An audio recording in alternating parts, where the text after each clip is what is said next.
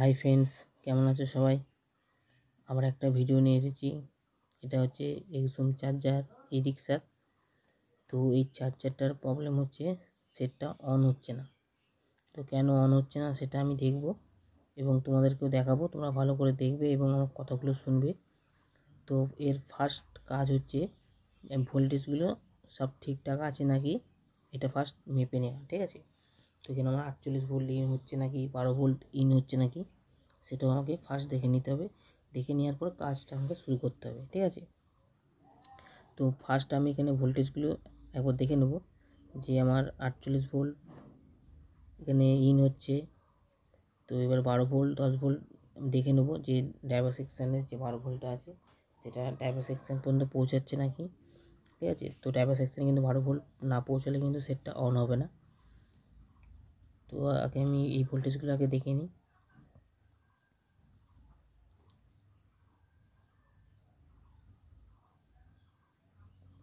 তো এইখানে গ্রাউন্ডের সঙ্গে একটু মিস করছে, মনে হচ্ছে আমার কাটাটাই মিস করছে।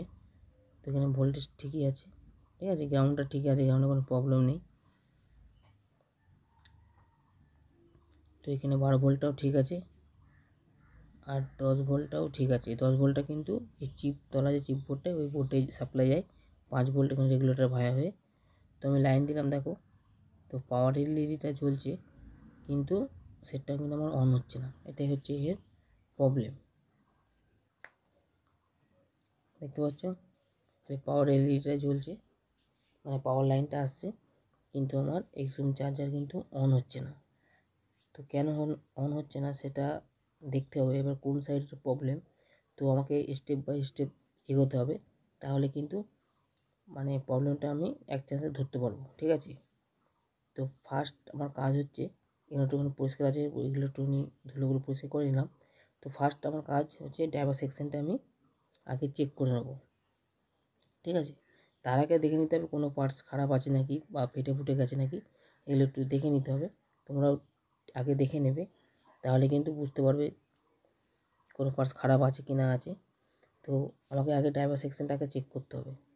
তো ড্রাইভার সেকশন চেক করার জন্য আমাকে দুখানে এলইডি নেব, ঠিক আছে? দুটো এলইডির মাধ্যমে আমি ড্রাইভার সেকশনটা চেক করব যে আমার ড্রাইভার সেকশনটায় কোথাও প্রবলেম আছে কি না আছে।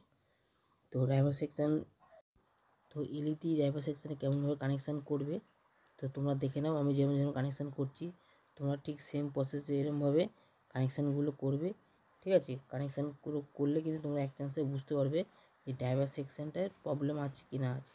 তো ড্রাইভার সেকশানের প্রবলেম মানে সাইড বলতে যে ড্রাইভার সেকশানে যে দুটো চপার আছে, চপারের এই পাশে যে ট্রানজিস্টারগুলো থাকে এবং আইসিটা আছে, এই পোর্শনটাই হচ্ছে ড্রাইভার সেকশান, ঠিক আছে? তো যদি এরমভাবে এলইডি দিয়ে তোমরা চেক করো, তো এলইডি যদি দুটো এলইডি পুরো জোরে জ্বলে তো জানবে তোমাদের আইসি সমেত এই ড্রাইভার সেকশানটা পুরোটাই ওকে, ঠিক আছে?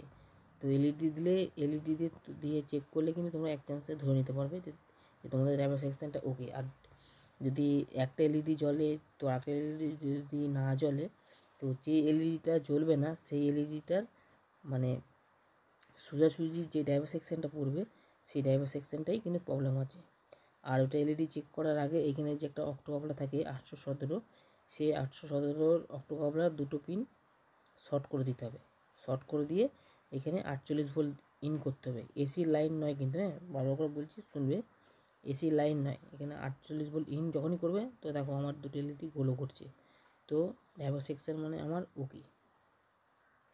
এখানে যদি একটা এলইডি জ্বলতো, একটা যদি না জ্বলতো তাহলে কিন্তু ড্রাইভার সেকশানের প্রবলেম আমার 100%। আর যদি দুটো এলইডি না জ্বলতো তাহলে কিন্তু তাও ড্রাইভার সেকশানের প্রবলেম। তো দুটো এলইডি দেখছো পুরো জোরে জ্বলছে। তো আমি এলইডি দুটো কোথায় কানেকশান করেছি সেটাও দেখে নিয়েছো। আর এই যে 817 অক্টোপ্লার দুটো পিন শর্ট করে নিয়েছি। শর্ট করলে কি হবে, তো আমার ড্রাইভার সেকশানটা এরমভাবে আমরা শর্টে চেক করে নেব, ঠিক আছে? এটাই হচ্ছে সহজ পদ্ধতি। এরকমভাবে তোমরা চেক করে নেবে, তাহলে তোমরা কিন্তু বুঝতে পারবে যে তোমাদের ড্রাইভার সেকশানে কোনো প্রবলেম নেই। তো আরও অন্য কোথাও প্রবলেম হতে পারে, তো ড্রাইভার সেকশানটাই কিন্তু ফুল ওকে। এটা হচ্ছে সহজ উপায় চেক করার। তোমরাও ঠিক এরকমভাবে চেক করে নেবে, তাহলে কিন্তু তোমরা বুঝতে পারবে। তো এবার আমাকে পার্টভাবে দেখতে হবে কোথায় প্রবলেম আছে কি না আছে। তো তার আগে আমি এলইডি কানেকশানগুলো সব খুলে নেব, ঠিক আছে। খুলে নেওয়ার পর আমি এবার মানে প্রাইমারি সেকশানের যে দুটো এন্ট্রিজ কয়েল আছে সেই কয়েলগুলো মাপবো, এখানে ভোল্টেজ ঠিকঠাক আছে নাকি, ঠিক আছে। স্টেপ বাই স্টেপ আমাকে যেতে হবে। তারপর এখানে একটা পিএফ আছে, সেই পিএফটাও আমি দেখব মানে খারাপ আছে কি না আছে। তোমরা দেখতে থাকো ভিডিওটা। তো ভিডিওটা একটু লং হলেও তোমাদের কিন্তু মানে কাজ তোমরা শিখতে পারবে দেখতে পেলে, মানে যদি মন দিয়ে দেখো তাহলে কিন্তু তোমরা কাজটা শিখতে পারবে। আমি স্টেপ বাই স্টেপ কাজ করে দেখাচ্ছি, তাহলে তোমরা বুঝতে পারবে, ঠিক আছে। তাড়াহুড়ো করবে না, তাহলে কিন্তু কিছুই তোমরা বুঝতে পারবে না। স্কিপ করবে না, আমার কথাগুলো মিস করে গেলে কিন্তু তোমরা কাছে কিছু বুঝতে পারবে না। আমি কিন্তু তোমাদের বোঝাবার জন্যে কিন্তু বলছি ভালো করে, আমার কথাগুলো শোনো তাহলেই তোমরা বুঝতে পারবে। তো এখানে এনটিসিটাও ঠিক আছে, ঠিক আছে। এখানে দুখানে এনটিসি কয়েল থাকে।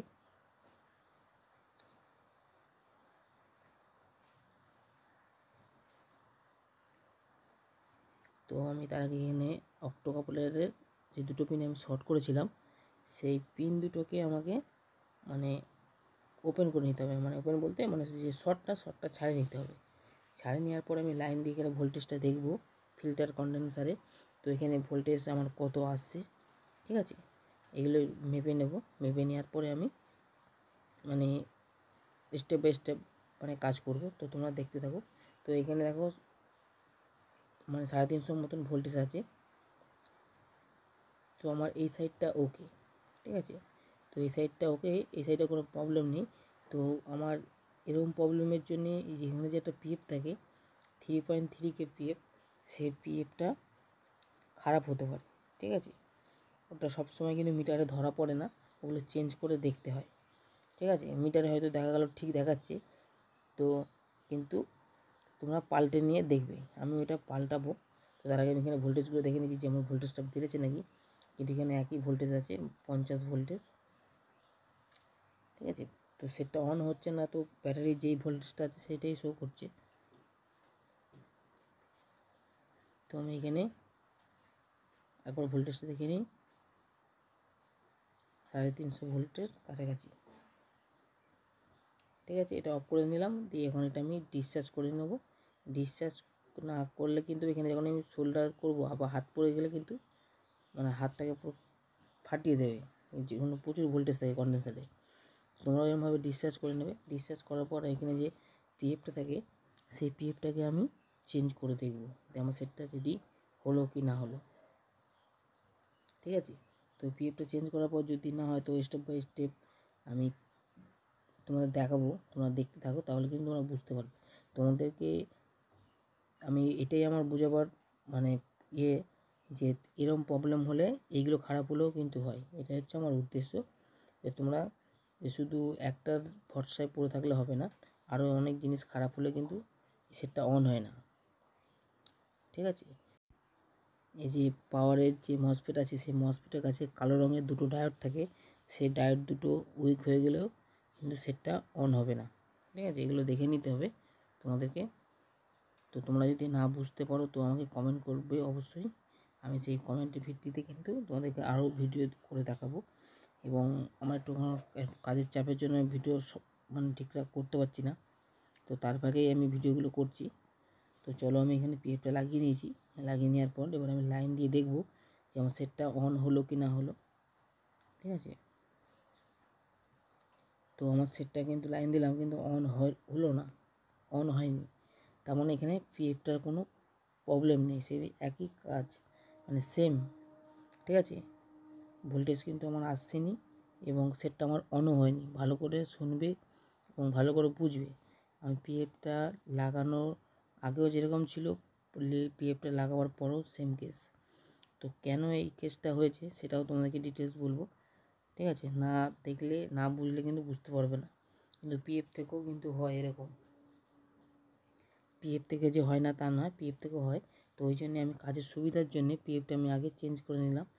যে পিএফটা চেঞ্জ করলাম যে যে আমার কাজটা মানে আমার যে একটা সংশয় ছিল যে পিএফ থেকে হতে পারে, তো এটা হলো না। তো কেন হলো না সেটাও তোমাদেরকে দেখাবো। তো ওইদিকে আমার পুরোটাই ওকে, তো আমাকে ড্রাইভার সেকশানের এই পাশটাই দেখতে হবে, যেখানে একটা থাকে ওই 78 রেগুলেটর আইসি, সেই আইসিটাকে আমাকে মাপতে হবে যে আইসিটা ভালো আছে নাকি। এই আইসিটা খারাপ হলে কিন্তু সেটটা অন হবে না, ঠিক আছে। এটা কিন্তু চিপ বোর্ডে সাপ্লাই যায়। তো দেখো এখানে 78 যে ওমসটা লো ওমস, 264 মতন ওমস দেখাচ্ছে। তো এই 264 ওমস হবে না, এখানে 500-র উপরে ওমস দেখাবে। তো এই যে 78 যে রেগুলেটর আইসিটা, সেই আইসিটা কিন্তু শর্ট হয়ে আছে, ঠিক আছে। তো এটাকে আমাকে চেঞ্জ করতে হবে। এটা চেঞ্জ করলে কিন্তু আমার সেটটা মনে হচ্ছে রেডি হয়ে যাবে। তো আমি 78 আইসিটা খুলে নিয়েছি। তো 78 তোমরা আগে দেখে নেবে, যখন এর ভ্যালু কিন্তু 500-র উপরে থাকবে যখন মাপবে। তো 500-র কম যখন হবে, 300 350 যখন চলে আসবে, তখন কিন্তু কাজ হবে না, ঠিক আছে। তো এই আইসিটা শর্ট হয়ে যাবে। তো আইসিটা তোমরা চেঞ্জ করে দেবে, চেঞ্জ করে দিয়ে নতুন আইসি লাগাবে, ঠিক আছে। তো আমি এখানে নতুন আইসি এখানে লাগাবো। তোমরা কিন্তু এরকমভাবে আমি যেরকম মেপে মেপে কাজটা করছি, তোমরা যদি এরকম মেপে মেপে কাজটা করো, তাহলে কিন্তু তোমরা কাজটা শিখতেও পারবে, জানতেও পারবে, এবং কাজটা সাকসেসফুলও হবে, ঠিক আছে। কোনো জিনিস তাড়াহুড়ো করবে না, আগে জানতে হবে কোন সাইডের প্রবলেম এবং কি কি খারাপ হয়েছে। তোমাকে মানে মাপতে জানতে হবে, ভোল্টেজ জানতে হবে, কোথায় কত ভোল্টেজ থাকে না থাকে, তাহলে কিন্তু তুমি অ্যাকুরেট কাজটা শিখতে পারবে তোমরা। ওই জন্য বলছি পুরো ভিডিওটা তোমরা দেখো এবং কথাগুলো শোনো, তাহলে কিন্তু বুঝতে পারবে, না হলে কিন্তু কিছু বুঝতে পারবে না, তাড়াহুড়ো করে কিছু শিখতে পারবে না। আর আমি যেরকমভাবে তোমাদেরকে মানে বুঝিয়ে বলছি, এরকম আশা করি কেউ বলবে না, তোমরা যাতে কাজটা শিখতে পারো, সেই জন্যই আমার বলা। আর তোমরা যারা কাজ মানে বুঝতে পারছো না আমার কথা, যাই হোক, তো আমাকে অবশ্যই কমেন্ট করবে, তো সেই ভিত্তিতে আমি তোমাদেরকে ভিডিও বানিয়ে দেবো। তো চলো আমি লাইনটা দিলাম। তো আমার সেটটা কিন্তু অন হয়ে গেছে, দেখো দেখতে পাচ্ছ সেটটা কিন্তু আমার অন হয়ে গেছে, দুটো পাওয়ার এলইডি চলে গেছে।